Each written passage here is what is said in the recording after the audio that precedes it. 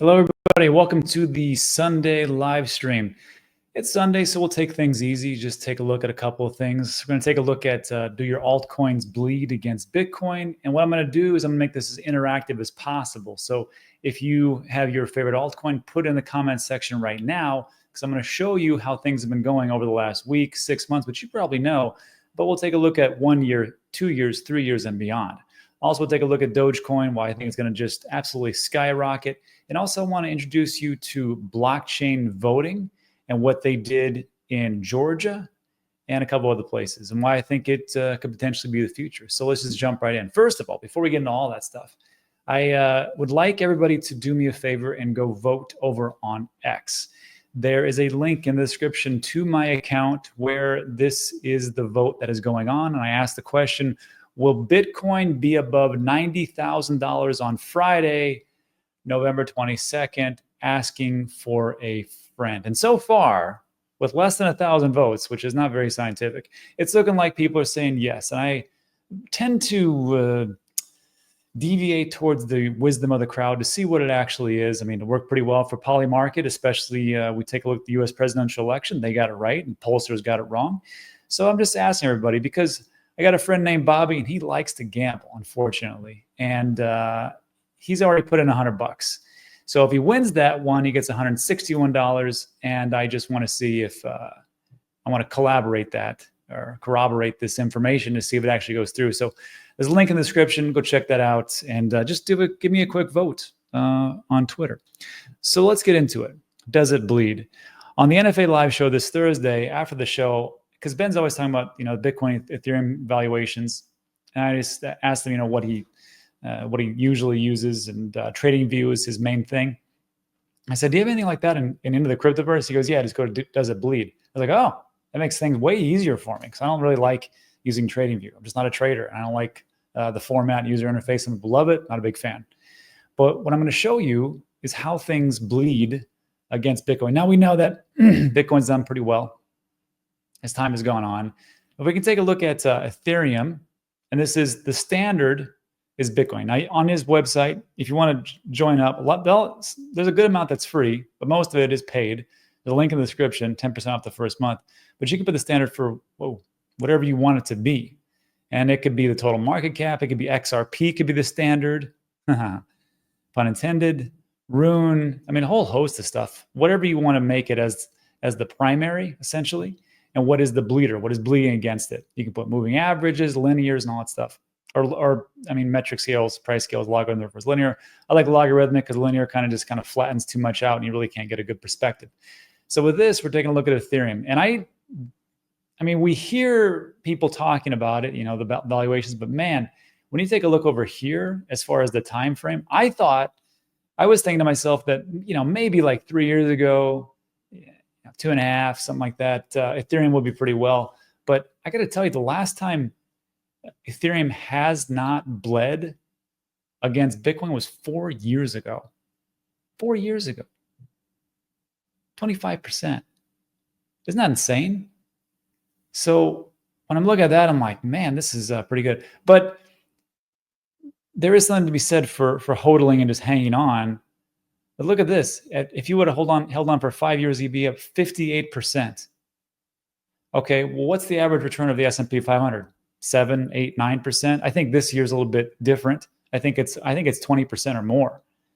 So, I mean, this was not like the greatest trade of all time. Now, if you would have got in early, like when it first launched for 2 cents, yeah, you got me on that one. I mean, that makes total sense, right? 1,050% if you would have held to today, good luck. But so far, we can see that Ethereum's been a laggard. And my question for everybody here is, will Ethereum outperform moving into this cycle? Not just because we're down over a week or a month. It's because the price of Ethereum is what, 3,000 something dollars? I don't know what it actually is. I mean, I still hold Ethereum and I think it'll do well, but I'm just looking at this over time. I think as we get out of this bull market, because right now things are looking pretty good, you could just essentially close your eyes and throw a dart at the board and be a winner. But as we move into the bear market, and the bear market's always around the corner, never forget that.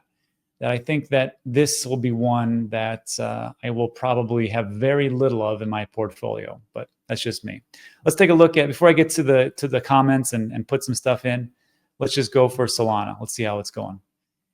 Pretty good, not too bad, right? I mean, 2021, it was pretty great. But then as time has gone on, we can see that it hasn't been too utterly awesome, fantastic. Although over 2 years, you're up 200%. But if you'd held for 328, remember those days? Everything was down low or up super high. Then 4 years, and of course, max, you'd be up 2,000% if you would have bought Solana when it came out at like a nickel or whatever else it was. But over time frame, you actually would have beat out over 1 month. Actually, over a day, you're up 8%. Pretty good. 1 month, 3 months, 6 months, and then 1 year, 62% in 2 years, which is a pretty good one. Solana is one of those that, of course, some people, like we talked about Solana yesterday and we talked about Cardano, things that I'm actively DCAing. And of course, everybody had choice words for both of those projects. And I'm just like, hey, I'm just here to change my bank account. That's about it. Take a look at BNB. Now, BNB was like the all-star of the last cycle. And it went from, I want to say, under 20 cents to 600 something dollars. It was just insane. So like, if you would have got in back then, God, look at this. It's ridiculous. Back when it first came out in 7 years, 3,000%. If you would have held for 6 years, 396%, 193. But as of right now, I think it's around 618, somewhere around there. Over 3 years and 2 years, 1 year, you're up. But everything else is, you're pretty much down. It would have been just better just buying Bitcoin and holding that. So that's the BNBs. How about XRP? Because that's just had a major run, and then people are reminding me that XRP is going to be the standard, and it made for cross-border transactions and on-demand liquidity and all this greatness. I'm like, that may be true, but I got to tell you, over time, it was not the greatest of holds. Although we can see it over a day, it's 0.79, but over a week, 67%. 1 month is 54%, 3 months 22, 6 months 60% over Bitcoin. You would have done better. How crazy is that? 1 year negative 26%. Man, that's something. And I think what it really comes down to is the people that set up XRP for success and they held it for this much time. I think if you're a holder, you owe them a big debt of gratitude for hanging around. So there's XRP, and then also let's take a look at Doge, one of my favorites. And I got to tell you, I mean, as far as Dogecoin goes, I mean, you can't fade it. I know, and we're going to talk about why I think it's going to do pretty well. But if you would have got in the very beginning, oh my God, 1,000+%, or when it fluctuated 2,300%. I mean, actually, 1 day, 1 week, 1 month, 3 months, 6 months, 1 year. The only way you'd miss out is on 2 years. You would have held it for 3 or 4 or 5. You would have been up massively, especially 5 years, 1,000%. I think this is one of the best performers compared to Bitcoin. Then lastly, I'll just put in SWI. Well, let's put Cardano in just for the heck of it. Not too bad. A lot of red there. 1 day, 0.8. 1 week, you're up 10%. 1 month, 57. 3 month, 42%. Not bad. Not too bad. As it's kind of, actually, that's not true, bled out over here. What is this time frame? Oh, this is over a vast one. This will be, yeah. And then lastly, I wanted to get into was SWI, which is another good one. And SWI is just one of those projects that I just, it's new and it's got a lot of buzz behind it, and it actually works, and there's some things being built on it. I don't think it's has the infrastructure that say like, or the TVL that Ethereum has, but I just kind of feel like it's going to be one of those projects that is just going to outperform most everything. And that's why I have a big chunk of that. Not a huge chunk, but a pretty big chunk in my portfolio. So let me know which ones you want to take a look at. and we'll go from there. Let's see, where are we at?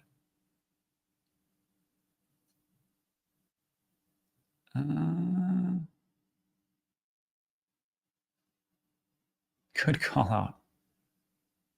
Full black coffee, ready to start. Okay.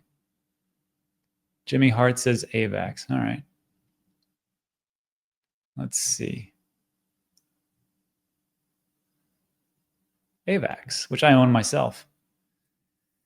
You know, gosh, not too great, honestly. 1 day, 1 week, you're doing pretty good. 1 month, not too much. 3 months. Then you take a look at the 6 month, the 1 year, the 2 year, and the 3 year, not so well. But if you got one when it first came out, you'd be up 85%. So, I mean, that's something. I think AVAX will do well for gaming, but we'll see how much gaming really does. Without that breakout hit off the grid, I would be questioning more of AVAX and their longevity.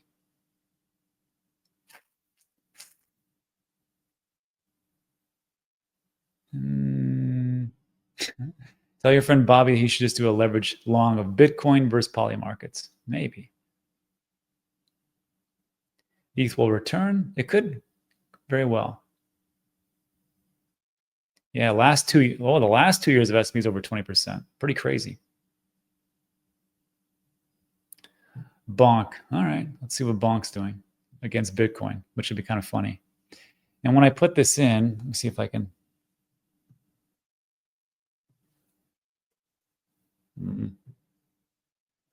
There we go. Bonk. Yeah, Bonk's one of those weird ones. It's essentially the dog coin of Solana. And yeah, you've massively outperformed. You've massively outperformed Bitcoin. And congratulations. I have Bonk myself. I have Bonk in my retirement account and in my main portfolio. I just thought it would do well. So that's Bonk for you. What else? ADA peak bull price prediction. I think we went over this yesterday. It's like $5 or something. Maybe more. Who knows? I think that's it.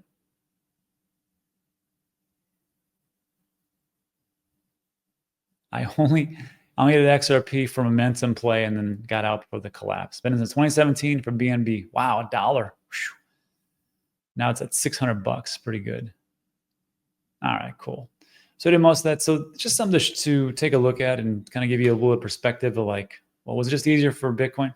I think during those bear markets, I think that's pretty much the safest play. I mean, if you don't want to get out totally, but altcoins usually take a huge dive, and we can definitely see that. And I think that moving forward, I mean, if we get this, we'll talk about the Department of Government Efficiency, but if we get this Bitcoin reserve strategy moving in full force, you may just as well just hold on to Bitcoin altogether. And then as we start to build things on top of Bitcoin, like layer twos, like with stacks and with core and the voting we're going to see, it's going to be unstoppable. But does that mean that right now it is an absolute short-term store of value? No, it's not. It's a long-term store of value as long as we play the game theory out and we think that things are going to collapse, which I think it will. But right now, it is not perfect. It's going to take a little bit of time. But let me just think about that in the comment section. And then just real quick, I thought this was interesting. The Department of Government Efficiency, we all know that this is coming. This is put together by President-elect Trump, and it's going to be Vivek Ramaswamy and Elon Musk. They're going to head that department. And you're going to start hearing the word Doge everywhere. Doge, Doge, Doge, Doge this and Doge that.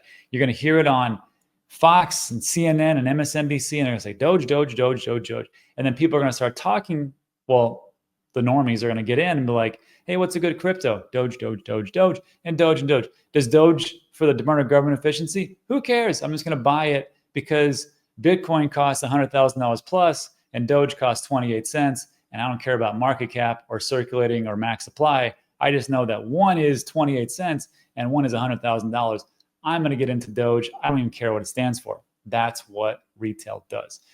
So you're going to hear about that. And the reason why is because our government is awful at fiscal responsibility. This is just the 15th. What is it, like the 18th? 17th. It's on Friday. Pentagon fails the 7th audit in a row, but says progress is made. I just want you to know how bad our government is at like reporting things and being transparent.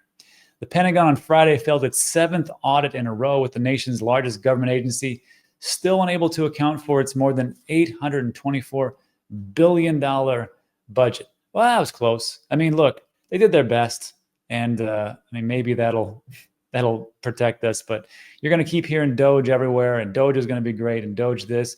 Even on UFC last night, you're going to hear stuff like this. Listen to this. Hold on. Let me make sure you can hear this.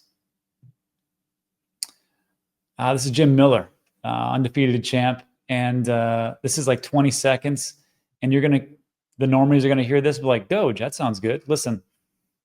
There we go. It feels amazing. New York, I got one thing to say first.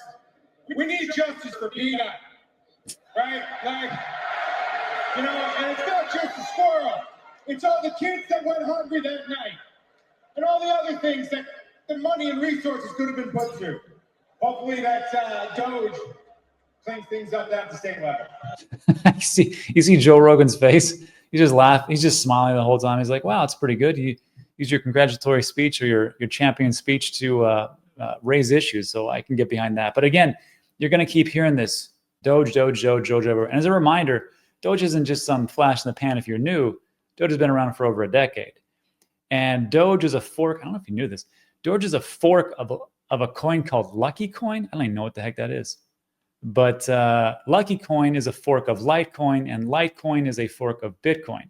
So when we think about meme coins and how ridiculous they are, think about your altcoin, how long it's been around. I think this one is doing pretty good. And just so we have transparency, I own a lot of Doge. I mean, not like Dogecoin millionaire level, but I own Dogecoin in my Roth IRA at iTRUST. And I also own my regular portfolio. And just today I took a look at it, and SWE is now in the 3rd spot by allocations percentage. And I started with Doge. Like, it was, you can watch the video, but I had like, it was Bitcoin, ETH, Solana, Toncoin, and then I added SWE, and then came gold and silver, which are down here. And then came Bonk, Dog with Hat, Pepe, and Doge. And they were way at the bottom at like 2%. And now, because of their price appreciation, Doge and Bonk are above Solana and Toncoin and gold and silver. So I know people will say, well, those are just dumb. Seem to be doing okay for me. And then lastly, I find this fascinating. Bitcoin blockchain was used to secure election results in Georgia County. Georgia made history on November 5th. I didn't know this. When it became the first county in the U.S. to use the Bitcoin blockchain to safeguard the results of its election. County Board of Elections worked with Simple Proof, a U.S. company that protects digital records using Bitcoin blockchain, to ensure that election results couldn't be altered. Now, I want you to think about this as like a use case for Bitcoin and not just a medium of exchange, is what people always think of it. Like, it's a medium of exchange. Okay, no, it's not that. Now it's a hedge against inflation. Okay, really, it's not that, except for a long term. And then as far as and then a short term store of value, it's not that. It's like a long term store of value.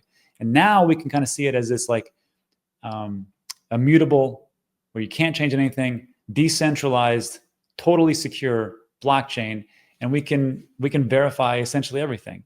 And if you don't really know how Bitcoin works, there's a great website. It's mine, and it's free. And it's called Dan Teaches Crypto. There's a link in the description. All this stuff is free. It'll always be free. But I want you to watch this video. What is DLT, distributed ledger technology, blockchain, and Bitcoin? And it just talks about what a centralized ledger is, which is essentially what you would see at your bank, just a spreadsheet of all the different transactions, and what a distributed ledger technology is, which is essentially what Bitcoin is, which they have over 18,000 nodes throughout the entire world. And of course, why that makes it very decentralized, obviously, and pretty much unhackable, unless you have, well, you can't. Maybe you can, I don't know. But, well, Maybe you can with like quantum computing. I get it. I know someone's going to say, what about quantum computing, Rob? Look, if quantum computing comes out, quantum computing, that'd be fine for Bitcoin. But imagine all the other different things that it's going to be able to hack. Your bank account is gone. All your information, totally open. Everything that you have as far as like savings, gone. So like we got a lot more to worry about as far as quantum computing than somebody hacking a digital asset. But anyhow, back to my point. This whole county in Georgia, Screven, this was actually the second place to do it. And there was this documentary. It's 16 minutes long. It's very short. What was this at? Oh, Guatemala. This was in Guatemala. This was, how long ago was this? This is just a year ago. And it's the same company. This one called, oh, that's not it. Simple Proof. And you will notice right here, the guy that's going to talk is Peter Todd, who the HBO documentary suggests is Bitcoin creator Satoshi Nakamoto, which I don't think he actually is, but it's just interesting that he's there in Guatemala doing all these things with voting. And I just want you to listen to this. I'm going to break this down in just a 1 minute. Listen to this and how they made this work. And again, then start to think about how big Bitcoin could potentially be. Let me bring this right. Okay, listen to this minute or so. And you're going to have to pay attention because it's in Spanish, some of it. So you have to read. There. And the beauty of paper is, you know, to make it integrity, you just need a whole lot of eyes from a whole bunch of observers. Entonces, en el TREP, aquí podemos ver, digamos, cuántas actas. Okay, first of all, before we go on, TREP in Guatemala is their centralized government agency where all the votes go to. So how it goes is people go there, they vote on paper, not on any kind of digital type of computerized system. It's all on paper. And then everybody counts it, and they put that count into these boxes, and they actually scan it, and it goes to this, what is it called? TLDS. Hold on. TREP, sorry. And it goes there. But then at the same time, what they do is they put it on the blockchain. So and I don't know why America can't do this, but as a Guatemalan resident, you can go to trp.gt and you can take a look at the vote count. And then if you're like, because the problem that they had in the past was that hackers, which has happened, they will go in there and they will hack that trep.gt, and then they will change the information. So what they do at the time of like faxing it or sending it to TREP, they also put it on the Bitcoin blockchain at the exact same time. So watch this. Hacia dentro del TREP, la participación ciudadana y todo eso, ¿verdad? Este es el acta, literalmente el acta que está en el TREP, pero yo quiero verificar. Entonces aquí está el botón de verificar hash. Al dar clic en el botón de verificar hash, nos lleva a la página de Simple Proof, el respaldo inalterable, donde podemos ver el momento que Simple Proof recibió el documento, el hash de huella, ¿verdad? El estado, ya está registrado en blockchain, el bloque en el que se registró, el bloque del blockchain, fecha y hora de confirmación adentro del blockchain, y yo puedo descargar también los documentos. Entonces esta es el acta que yo bajé del respaldo inalterable, ¿verdad? Esta es la que se usó para registrar el blockchain, pero yo puedo venir y comparar con la que está en el sistema. Y resulta que es la misma, ¿verdad? Yeah, so they can take a look at trp.gt and say, okay, well, there was 19,000 votes for this guy, and there was 20,000 votes for this guy. And then when they take a look at the blockchain, they go, okay, it's the same thing and it's matched up. Because what I want you to do is watch the whole documentary, and I can just see like, well, that could be one way that we could get away from voter fraud, as long as it happens at the same time, at the same place. But I found it interesting that they were able to do that. And of course, that's Simple Proof, and the link to that is in the documentary. So that's it for today. So look, kind of all over the place a little bit. Take a look at bleeding Dogecoin and voting, which I think was pretty big. That's it for today. Like today's video, give a thumbs up, consider subscribing. Everything we talk about is time sensitive.